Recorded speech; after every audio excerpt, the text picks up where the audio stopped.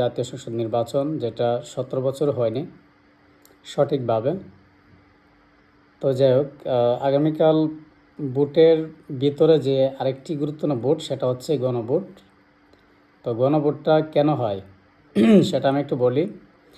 যে মনে করেন আপনি আমাদের বাংলাদেশে একটা বাসভবন তৈরি করা হবে নতুন করে। তো এটা কি তৈরি করা হবে কি হবে না, সেটার উপর জনগণ মত আজকে নাই। সেটার জন্য যে ভোট, সেটাকে বলা হয় গণভোট। অর্থাৎ কোনো একটা বিষয়ে, রাষ্ট্রের কোনো একটা কাজে জনগণের মতামত আজকে নেই, সেই মতামত জানার জন্য যে ভোটটা নেওয়া হয় সেটাকে বলা হয় গণভোট।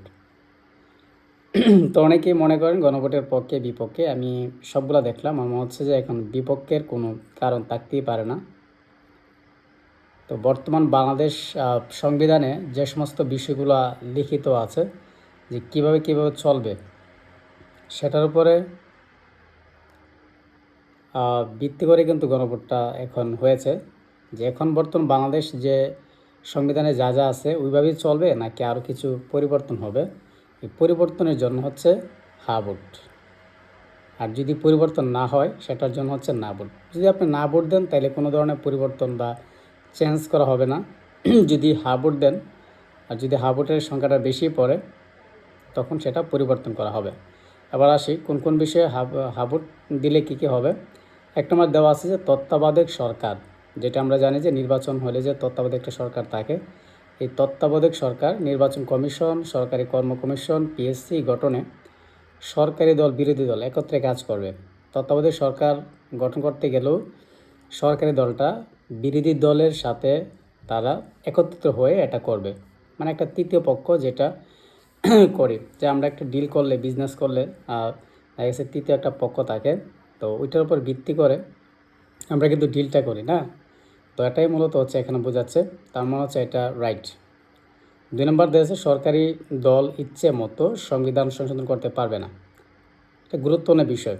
যে মনে করেন যে সরকারি দল বিরোধী দল দুইটাই কিন্তু সংসদে থাকবে। তো সরকারি দল যেটা আছে, এই সরকারি দল যদি মনে করে যে সংবিধানের একটা জায়গা সে পরিবর্তন করবে, হ্যাঁ, তখন সে চাইলে বিরোধী দলের অনুমতি না নিয়েও করতে পারে, কারণ সে তো ক্ষমতায় আছে। ক্ষমতায় থাকলে তার পাওয়ারটা একটু বেশি থাকে ওই দলটার।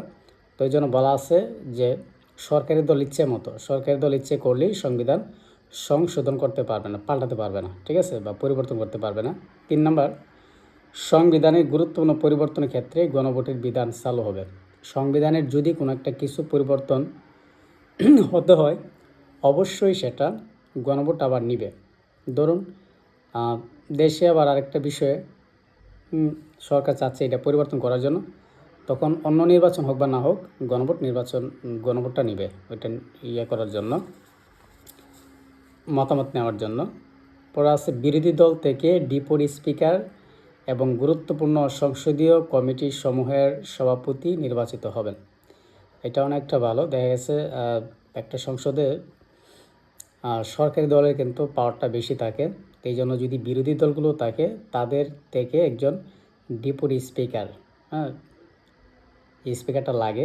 যে আমরা যে স্পিকার অনেক সময় দেখি যে শিরীন শারমিন ছিল, হ্যাঁ, সংসদ পরিচালনা করার জন্য স্পিকারটা। তো এটা মনে হচ্ছে গুরুত্বপূর্ণ বিষয়।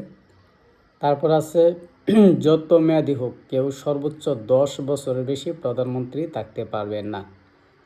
তো যেটা আমরা দেখি এর আগের অন্য সময় দেখছি যে প্রধানমন্ত্রী কোনো লিমিটেশন নাই, সে কবার দেখা গেছে এক প্রধানমন্ত্রী 3-4 বারও থাকছে বা বেশিও থাকে।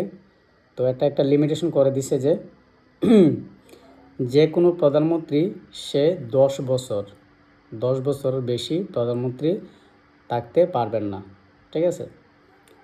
এরপরে সংসদে নারীর প্রতিনিধিত্ব পর্যায়ক্রমে বাড়বে। সংসদে গেছে বর্তমানে বাংলাদেশ সংবিধানে সংসদ হচ্ছে 350টা আসনের মধ্যে 50টা আসন হচ্ছে মহিলাদের, আর 300টা আসন হচ্ছে পুরুষের।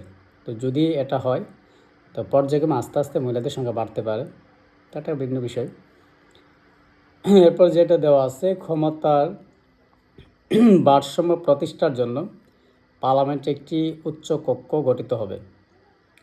ক্ষমতার ভারসাম্য প্রতিষ্ঠার জন্য পার্লামেন্টে একটি উচ্চ কক্ষ গঠিত হবে। সংসদে আরেকটা উচ্চকক্ষ হবে, যেটা আমরা ভারতে দেখি, একটা হচ্ছে উচ্চকক্ষ, একটা হচ্ছে নিম্নকক্ষ, মানে দ্বিকক্ষ বিশিষ্ট যে সংসদ, এটাকে বলা হয়। আমার মনে হচ্ছে তাই হবে। দেশের বিচার ব্যবস্থা স্বাধীনভাবে কাজ করবে।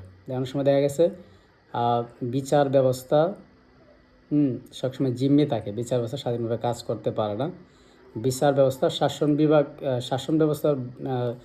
বিভাগের উপরে কিন্তু থাকে, একটা বই থাকে, শাসন বিভাগ যা বলে সেটাই করে। তো এটা বলছে যে বিচার বিভাগটা সুন্দরভাবে সুষ্ঠুভাবে কাজ করতে পারবে। আপনার মৌলিক অধিকারের সংখ্যা, ইন্টারনেট সেবা কখনো বন্ধ করা যাবে না। যেটা আমরা আগে নির্বাচনে দেখছি যে পলক আহমেদ, তা উনি বন্ধ করছে, বা নাই করুক, বসে নির্বাচন বন্ধ করা হয়নি, বন্ধ হয়ে গেছে, মানে বন্ধ করা হয় নাই, নিজে করছে না, মানে এটা হয়ে গেছে আর কি, কোনো একটা প্রবলেমে এটা হয়ে গেছে। তো এটা করা যাবে না, এটা হচ্ছে একটা মৌলিক অধিকারের আওতায় নিয়ে আসবে। কারণ যদি ইন্টারনেট যদি সচল থাকে, তাহলে কোনো ব্যক্তি কোনো ধরনের অপকর্ম করতে পারবে না। যেটা আমরা দেখেছি যে অনেক সময় দেখা গেছে সরকার যখন তার ইচ্ছা মতো কাজ করে, তখন এটা মাস মিডিয়া, যে ইয়াগুলো আছে, যে সংবাদপত্রগুলো আছে, মানে এইগুলাতে কী করবে, এগুলাতে মানে প্রচার যাতে না হয়, সেই জন্য ইন্টারনেটটা বন্ধ করে দেওয়া হয়। সো ইন্টারনেটটা হবে আপনার মৌলিক অধিকার, এটা কখনোই বন্ধ করা যাবে না। তারপর আছে দণ্ডপ্রাপ্ত অপরাধীকে রাষ্ট্রপতি ইচ্ছে মতো ক্ষমা করতে পারবেন না। একজন দণ্ডপ্রাপ্ত আসামি অপরাধী, তাকে রাষ্ট্রপতি ইচ্ছা করলেই, রাষ্ট্রপতি কিন্তু দণ্ডপ্রাপ্ত আসামিকে ইচ্ছে করলেই ক্ষমা করে দিতে পারে। যদি একটা হাবুট হয়, তখন উনিও কিন্তু এই কাজটা করতে পারবেন না। রাষ্ট্রপতি ও প্রধানমন্ত্রীর ক্ষমতার মধ্যে ভারসাম্য থাকবে, রাষ্ট্রপতি এবং প্রধানমন্ত্রীর ক্ষমতাটা একটু ব্যালেন্সে থাকবে।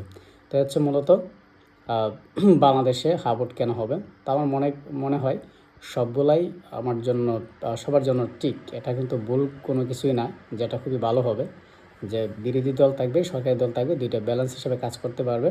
আর একজন প্রধানমন্ত্রী কখনোই 10 বছর বেশি থাকতে পারবে না। আমাদের ইন্টারনেটটা একটা কী হবে, এটা একটা হচ্ছে মৌলিক অধিকার হবে, যেটা কখনোই বন্ধ করতে পারবে না। পার্লামেন্টের একটা উচ্চকক্ষ গঠিত হবে, উচ্চকক্ষ নিম্নকক্ষ হতে পারে।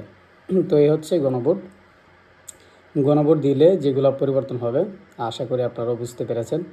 মনে করি সবাই গণভোটটা দেওয়া উচিত। ধন্যবাদ।